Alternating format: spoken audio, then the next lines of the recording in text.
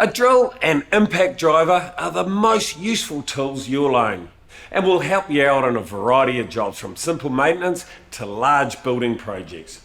They may look similar, but both are used differently. An impact driver is solely used for driving in screws and coach screws, and a drill is used primarily for drilling holes, although most drills can also be used to drive in screws. There's a wide range of drills and impact drivers to choose from. As always, it's a good idea to think about the kind of jobs you'll be doing when you choose any tool. So let's have a look at the main features of a drill. We've got a variable speed trigger. This gives us a lot more control. Forward, reverse. All drills have these now. A chuck, this holds your bit in place. High speed settings and low speed setting. Generally we have two. For high speed setting, this is when we're drilling into a piece of timber or concrete, and for low speed is generally when we are driving in a screw. We've got a lot more control and it doesn't use as much battery power for putting in a lot of screws. Now on the front we have the hammer setting. This is for when you're drilling into concrete, and the drill setting is for drilling into all other materials. We also have our torque settings. In this particular drill, it ranges from 22 right around down to 1. Torque is basically rotational force. If we're putting in a smaller screw, we'll have it on a low torque setting. If we're putting in a bigger screw, we'll have it on a higher torque setting. LED light, this is pretty good for when you're working in dark places or under a bench where there's no light. Now, battery. This is pretty nice and easy to clip in and out. Good little function here. It tells us exactly the level that we are on. Battery technology has come a long way, and there's some basic info to look for. Voltage. Simply, cordless tools with a higher voltage are more powerful. Lower voltage is fine for light work. Then look at amperage hours, or AH. The higher the AH, the longer the battery will last between charges. Good if you're using it for long periods of time. Some batteries are also multi-volt. The great thing about multi-volt technology, like on our battery here, it ranges from 18 to 36 volt. I can take this battery and I can put it into my 18 volt drill, and then I can also take it out and put it straight into my bench saw or my drop saw. The battery automatically reads what the tool is and it will switch from 18 or 36 volt. Basically, it's two batteries in one. Finally, our charger. Now, if you're going to be using your battery all day, you may want to look for a model that has a fast charger. And these days, you can charge your battery whenever you want and you don't have to wait for it to go flat. It also has a fan set into it, which helps cool the battery down as it's charging. Moving on to impact drivers. The impact driver's sole purpose is for driving in screws. It has a quick release chuck. It also has a variable speed trigger, forward and reverse switch, an LED light, the very high torque, and on some models this can be adjusted with a button. At the end of the day, if you're going to be driving in a lot of screws, an impact driver is a must. Now, when it comes to safety, always use eye protection and wear ear protection when using an impact driver. Make sure not to have any loose clothing and tie your hair back. If using a quarter drill, always use an RCD when working outside, and make sure to unplug your charger when not in use. You can use a drill for a variety of jobs, and there's a bit or an attachment for each job, from drilling small holes up to really large holes, to mixing paint and even polishing metal. Let's start with something simple like attaching these two pieces together. Now, to make sure I get the right drill bit, I've chosen a drill bit that is the size of the interior shaft. We don't want to drill a hole that is too big.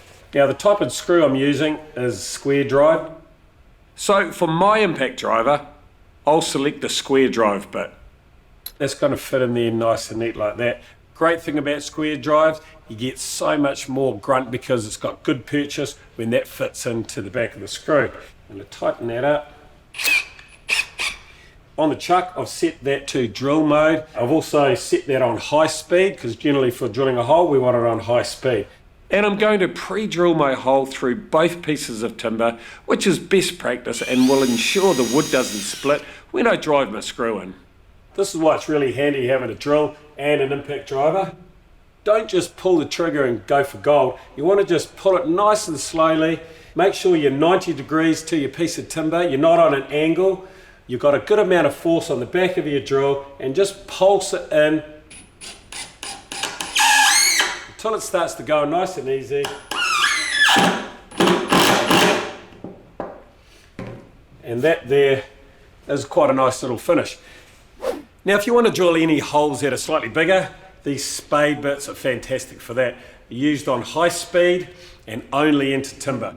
They've got a good amount of length so you can get right in nice and deep. You can use them for drilling through framing to allow for pipes and wires to go through, or for large bolts, or pre-drilling for coach screws even. So they're nice and sharp. We use them on a fast speed. So let's take our number 25mm here. We're going to put that in our drill. Make sure we tighten that chuck up nice and tight. Once again, we're going to have it on our drill function. We've got a nice sharp point on the end, which means it's going to sit in my timber, and start drilling till it gets to the spade point. If it's hitting only on one side of the timber, that means I'm slightly off 90 degrees, and it gives me a chance to adjust it.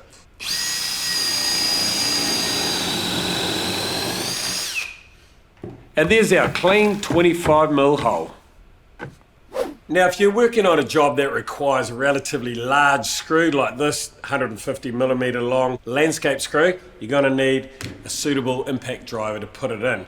Till you get familiar with whatever drill that you're using, you might want to start off on a lower torque setting.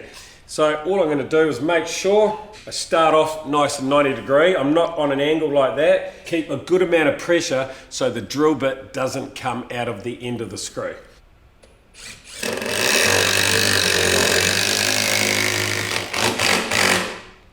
Absolutely beautiful, just flew in there, no problem whatsoever. Now if you want to use your battery drill for driving in screws, you can do this also. So what I'm going to set this up with, I'm going to take it off the drilling mode, and I'm going to put it around onto our torque settings. Always start off with a lower torque setting, and you can always work your way up. I'm not going to pre-drill a hole in this piece of timber because it doesn't matter right in the middle. So what I'm also going to do, because I'm putting in a screw, I'm going to put my speed down to low, and I'm going to control the whole thing with the trigger as well. Set that up, making sure that we're 90 degrees. Now, see that? That is the ratcheting function that's kicking in. The clutch is kicked in. If you have a look at that, that is just sitting about a mil or two above the surface. So what I could do is set that 1 or 2 more, so that goes down just a little bit further. Still not quite enough torque, so a few more turns. So that's looking pretty good. So that's a really good way of just checking to see which torque you need for how long the screw is and what sort of timber that you're going into. And make sure a lot of your work is controlled with your trigger. Now when it comes to drilling into tiles, you want to make sure you get the right bit for the job. Now what I have here is a ceramic drill bit because I'm drilling into a ceramic tile. Now a little tip, I'll put some masking tape down and I'll put a cross on there exactly where I want to drill my hole. The reason I do this is because when I put my drill bit on there, it's not going to slip on the glazed surface of the tile. So what I'm going to do is put on a mask. Then I'll line the tip of the drill bit up with my mark. Okay, that's cutting pretty good, so I'm just going to step that up to a faster speed, and I'm going to control it with the trigger.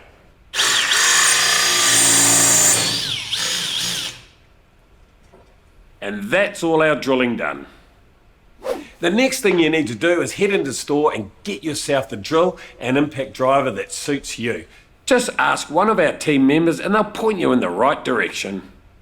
Don't forget to subscribe to the Mitre YouTube channel for more great content, or click here to watch more now.